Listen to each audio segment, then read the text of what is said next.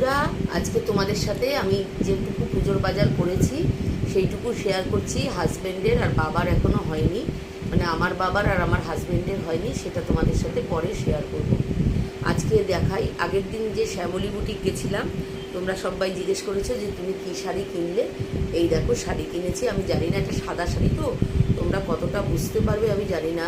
দেখো শাড়িটা সেলফে কাজ করা, কোটার ওপর সেলফে মেশিন এমব্রয়ডারি করার। আমার সাদা আর কালো রঙটা খুব প্রিয়, তোমরা এতদিন জেনেই গেছো।